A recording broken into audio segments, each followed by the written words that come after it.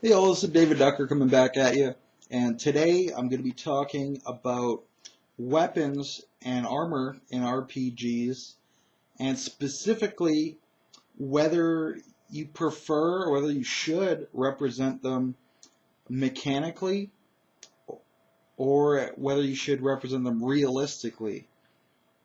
So let's go through kind of the differences between those two philosophies. So first of all, let's think about when you want to represent them mechanically. There's two schools of thought on this. You can go with a linear scaling of the mechanics, where maces are kind of shitty, and then axes are slightly better, and then swords are clearly the best weapon. And same thing with armor. You can say leather armor is shit, and then chainmail is okay, and then plate mail is the best armor you can get. So you could go through linearly like that. That's definitely, of all options, the last one I'm going to ever pick. My preference mechanically is to have many equal but different choices, so that swords are very accurate. Spears are extremely accurate, but they deal less damage. Axes deal more damage, and then hammers deal an extreme amount of damage, but they're somewhat inaccurate. They're all about equal, and you just get flavor out of the different ones depending. Same thing with armor. Very, very heavy armor impedes your ability to dodge blows, but it allows you to absorb blows. Whereas lighter armor, the opposite. You can dodge much better comparatively, but the amount of protection is still going to be low. So there's a valid reason to pick leather armor over plate mail if you're playing a certain character type or a certain build. They're all equal. They're just a little different in their feeling. So I love that. And I've advocated that school of thought before, especially compared to the linear progression. Now let's compare that to realistic depictions. And I'll first start by talking about some realistic depictions of armor and weapons. And kind of ironically, it can seem a lot more similar to that linear scaling. Full plate mail in real life allowed you a huge amount of mobility. The difference between full plate and leather in terms of your dodging ability probably wasn't that significant. If anything, chainmail might be more restrictive than full plate while providing you with less armor protection. Now we're talking strictly in combat here. There are a lot of reasons why chainmail is better than full plate out of combat. It's lighter, it's easier to maintain. It doesn't cause you to overheat and cook in the heat. But we're just talking about in combat. So armor, very much the real aspect is that linear scaling, which doesn't feel fun, but it is realistic in this case. Now weapons are a little more complicated than that. I've never trained in any kind of martial art that requires weapons or that even uses weapons, other than the steel chair. But that's a very different kind of thing. So weapons historically fill different niches. Maces and warhammers were designed to combat plate mail, full plate armor. Swords are very effective, especially at damaging people who are unarmored. Especially if you look at something like a katana, where even minimal armor can negate a lot of its benefits, the vast majority of its benefits. So it's really just designed to kill people who are wearing clothing, versus long swords can hack through chain, although axes are maybe better at that, but they're a little less versatile in terms of their fighting style and your schooling. There's less dexterity you can display with an axe, although it does give you other options like hooking people's shields. The block plane at the top is very useful.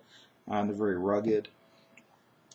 But then we also get into like two-handed weapons, and other than spears, which were often used one-handed anyways, but other than certain spears and pole arms, most two-handed weapons didn't show up until their bearer was wearing full plate, and he didn't really need a shield as much. Then you could start to get two-handed swords, two-handed axes, two-handed maces, various two-handed weapon systems. Because shields are tremendously valuable in combat, and they're tremendously important. Right up until when you get full plate and you don't really need them. Even in full plate, a lot of the fighting techniques you can use a shield for are still somewhat valid. It's just compared to that two-handed weapon, they're less valid. So, how can you reflect this in the game? How swords are so much more versatile in so many ways than bludgeoning weapons or hafted weapons, but how they're so useless against like a full plate armor system, whereas then the bludgeoning weapons come in and they're actually useful again. And then how do you compare that when you want to get that flexibility to say, oh, I could have a two-weapon build, or a two-handed weapon build, or a weapon and shield build, or a weapon and open-handed build. I have all these fun options that are somewhat equal.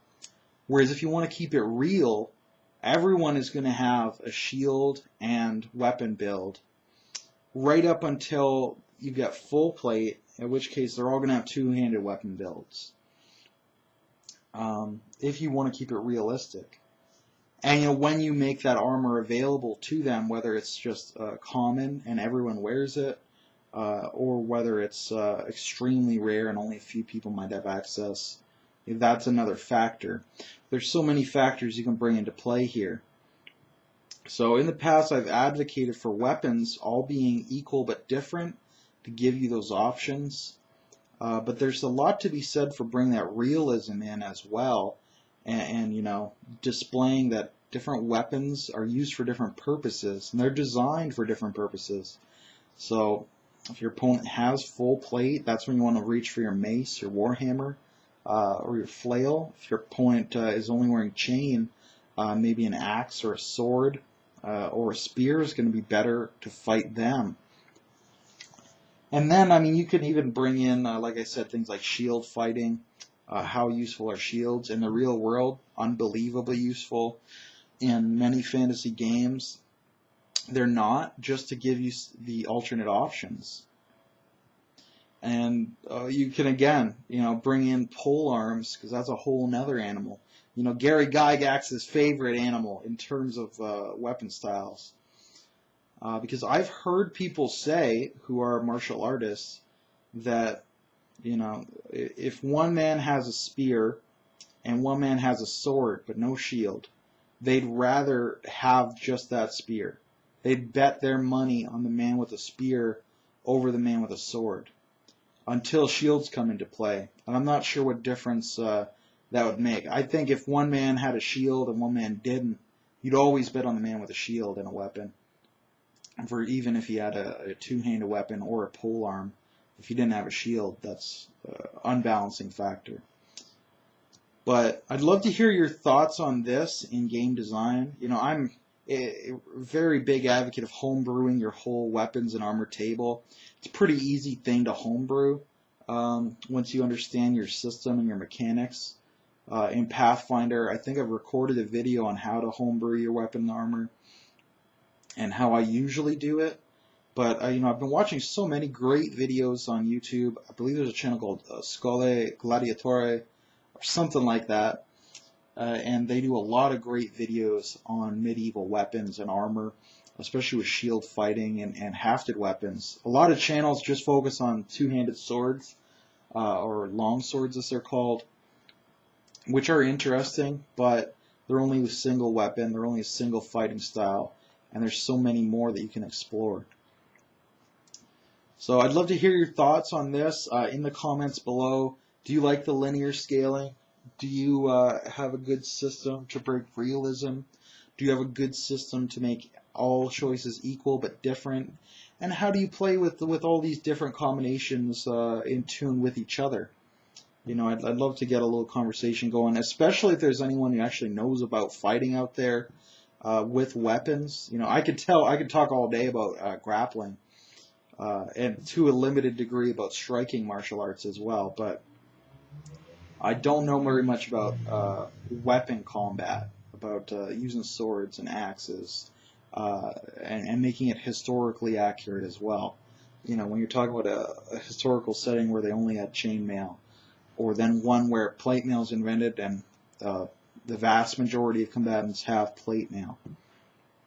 But I'm going to be signing off now before I ramble any more at you. Everybody have a good day in YouTube land.